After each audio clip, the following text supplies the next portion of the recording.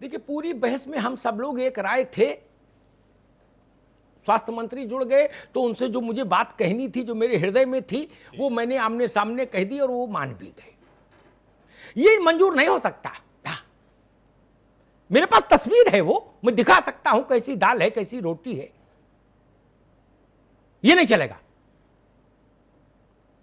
हम इनके ऋणी हैं, हम इनके कर्जदार हैं।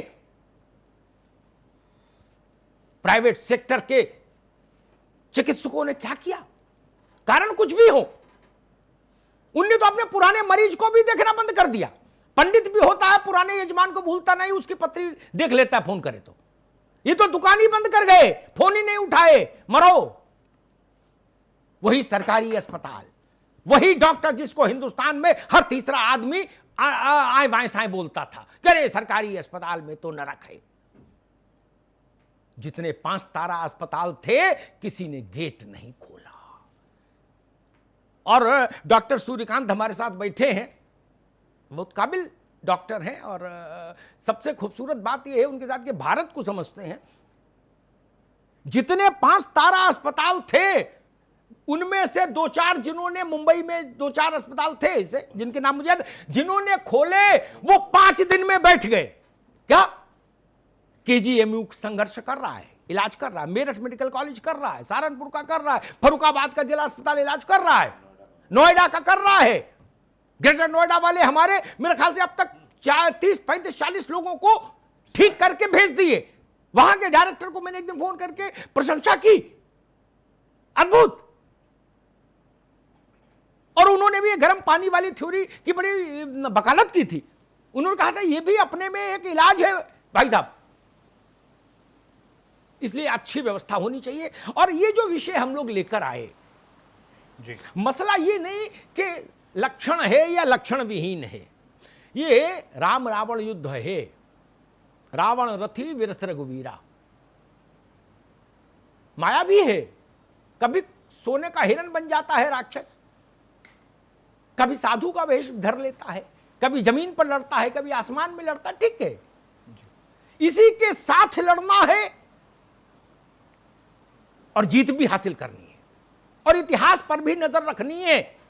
कोई वायरस कहीं जाता नहीं। हम इतनी शक्ति अर्जित कर लेते हैं। भारत में एक बात कहता हूं, इससे तो जुड़ती है नहीं जुड़ती दर्शक देखेंगे। शक आए, हूण आए, मुगल आए, जाने कितने आए, सब भारत में विलीन हो गए। भारत किसी में विलीन नहीं हुआ। ये वायरस भी आया है, भारत में विलीन हो जाएगा। बहुत सारे वायरस विलीन है भारत में। भारत का ननकू और रज्जाक फिर खड़ा हो जाएगा। और जो बात डॉक्टर वंसल, डॉक्टर पीके गुप्ता, डॉक्टर राम और सूर्यकांत जी जिसकी वकालत कर रहे थे, मुझे लगता है वही 3-4 सूत्र अंत में बहुत जरूरी है। हमारे बाबा दादी ने जैसे खाना खाना सिखाया, वो तरीका याद रखिए। पांव और हाथ धोए बिना खाना नहीं मिलता था। बड़ी अच्छा ऑब्जर्वेशन है सूर्यकांत जी का। मैंने बड़ी बड़ी पार्टियों में किसी को सैनिटाइजर लेके जाते नहीं देखा, शादी ब्याह में। बताइए, उसी से 100 से हाथ मिलाए और उसी से रोटी खाए। ये तो भला हो कोरोना देर से आया, नहीं तो कभी भी आ जाए ऐसे लक्षणों से। तो सब बड़ा ही अच्छी बात कही, किसी ने को मैंने हाथ धोते नहीं देखा। खाने के बाद तो धोए, खाने से पहले नहीं। हमारे यहां बुजुर्ग लोग कहते थे ये गिद्ध भोज है। हमारे बाबा कहते थे ये गिद्ध भोज है। भाई ये ठीक नहीं। खाने की पद्धति वही अच्छी, जीवन शैली वही अच्छी जी। हमारे यहां 3-4 अवसर थे, मृत किसी के शमशान से आते थे, अंतिम संस्कार से, तो घर के बाहर नहाना होता था, नीम का पत्ता खाना होता था, या कहीं मिर्च का चलन था। दोनों के वैज्ञानिक आधार। और कपड़े समेत नहाना होता था। यह भी बात समझिए कि कपड़े पर भी न रहिए, जो अब हम सरफेस थ्योरी पढ़ रहे हैं कि क्लोथ पे भी रहता है। और सबसे प्यारी बात जो मुझे लगी, हर लगे ना फिटकरी रंग चोखो आए, जो सूर्यकांत जी कह रहे थे, भाप ले लो। उसके लिए कोई मशीन खरीदने की जरूरत नहीं।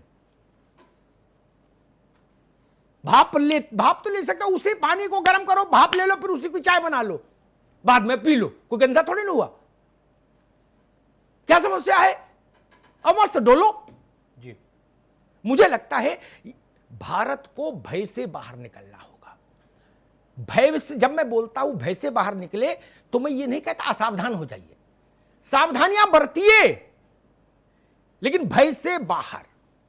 मैं सामूहिक भय के प्रचार प्रसार के किसी भी अभियान के विरुद्ध हूं। मैं रोग से लड़ने वाली, ऊर्जा पैदा करने वाले भाव के साथ हूं जी। सामूहिक भय से कोई देश का आत्मबल खड़ा नहीं हो सकता। वायरस आए हैं और चले गए, ये भी आया है, चला जाएगा। जितनी सावधानियां आप जानते हैं उतनी ही सावधानियां बरत लेंगे तो मुझे लगता है कि पर्याप्त हो जाएंगे जी। और भारत अच्छी स्थिति में है, इस बात की गवाही आंकड़े दे रहे हैं, इस बात की गवाही तस्वीरें दे रही हैं, इस बात की गवाही अमेरिका और इटली के लोग दे रहे हैं। इसलिए इस गर्व के साथ रहिए सावधानी पूर्वक कि आप पर परमात्मा की कृपा है, चिकित्सकों की कृपा है, आपकी जीवन शैली की देन है और आपके रसोई की देन है कि आप सुरक्षित हैं।